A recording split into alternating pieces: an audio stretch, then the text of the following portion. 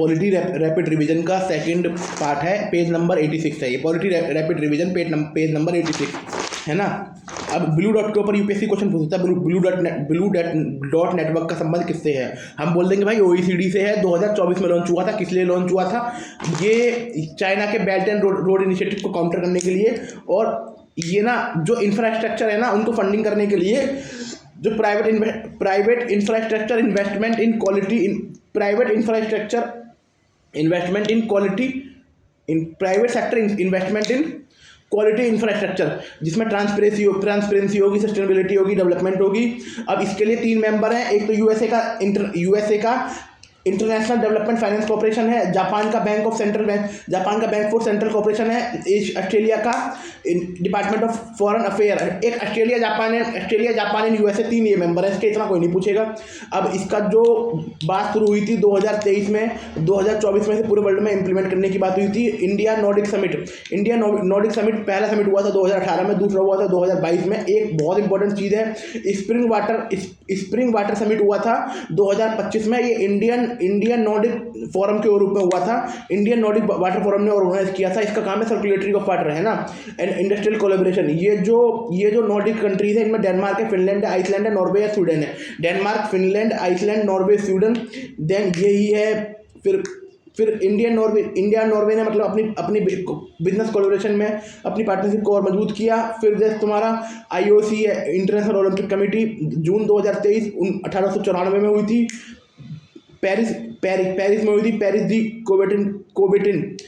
कोबेटिन। इसका जो हेडक्वार्टर है वो लुशांस में है, स्विट्जरलैंड में। प्रमोट ये समर एंड विंटर ओलंपिक दोनों पर बात करता है। इसकी एनुअल जनरल मीटिंग होती है इस साल में एक बार। एग्जीक्यूटिव बोर्ड में है तुम्हारा प्रेसिडेंट है, 4 वाइस प्रेसिडेंट है, 10 मेंबर हैं। और एक प्रेसिडेंट का जो टर्म होता है वो 8 साल का होता है। रिन्यू कर सकते हैं वंस फॉर 4 मोर। रिन्यू कर सकते हैं एक बार, मतलब 4 बार रिन्यू कर सकते हैं, 4 साल के लिए रिन्यू कर सकते हैं। बाकी ये 2028 में जो कैलिफोर्निया में, जो लॉस एंजलिस में वो होंगे ओलंपिक, उसमें बॉक्सिंग को भी वो किया गया है। और एक नई गवर्निंग बॉडी बनाई गई है वर्ल्ड बॉक्सिंग करके, वो उसे देखेगी। G7 है, 1975 में हुआ था, ये ऑल क्रैश हुआ था, उसके अगेंस्ट में हुआ था ये 1900। और पहले ये G6 था। कनाडा 1976 में जुड़ा। फिर तुम्हारा जो EU है, EU तुम्हारा 1977 में जुड़ा। इसके मेंबर हैं UK US, Japan, France, Canada, Germany, Italy and European union.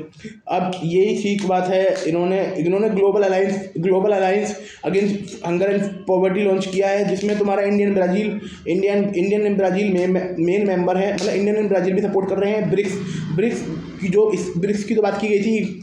Goldman Sachs के इकोनॉमिक्स थे, जेम्स ओनिल ने बात की गई थी, जिसमें पहले इसमें ब्राज़ील,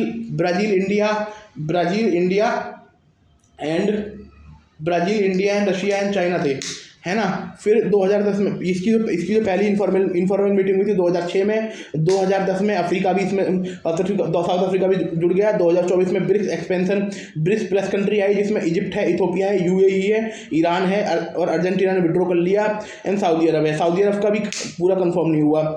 और ये तुम्हारा साउथ कॉर्पोरेशन की बात करते हैं ब्रिक्स, ठीक है। और कुछ इसमें कोई खास नहीं है। Thank you.